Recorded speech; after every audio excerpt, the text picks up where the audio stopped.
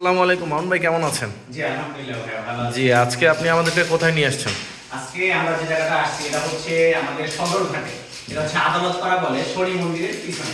জি, এইখানে আপনারা কি কাজটা করেছেন একটু আমাদেরকে এখানে দেখান। মূলত আমরা একটা মন্দির প্লাস হচ্ছে কিছু ক্যাবিনেট, ওয়াল প্যানেলিং এগুলো সম্পূর্ণ আপনাদের আচ্ছা, সাথে এটা share হচ্ছে করব। মন্দির না? জি জি। এটা কি বোর্ড দিয়ে করেছেন ভাই? এটা হচ্ছে এটা যে ব্যাক সাইডে দেখতে পাচ্ছেন জি। মন্দিরে সাধারণত পানি ইউজ হয়। জি।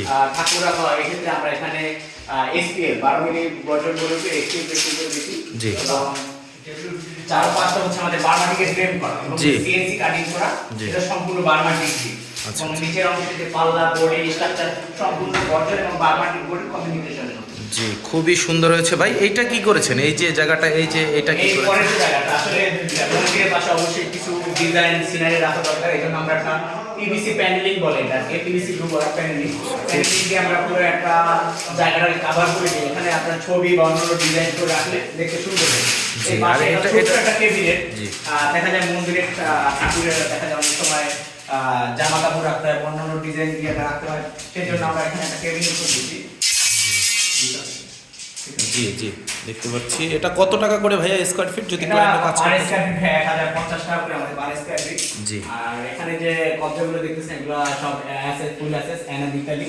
আর এগুলো হচ্ছে সম্পূর্ণ 16 মিলি মেলামাইন বোর্ড দিয়ে করা, ভিতরে বডি স্ট্রাকচার সম্পূর্ণ 16 মিলি মেলামাইন দিয়ে করা। জি ভাই, এখন এই রুমে আপনারা কি কাজ করছেন এটা একটু? হচ্ছে আমাদের একটা মাস্টার বেডরুম। এই জি। মাস্টার বেডরুমে সাধারণত একটা ড্রেসিং টেবিল প্রয়োজন, একটা ওয়াল ক্যাবিনেট প্রয়োজন।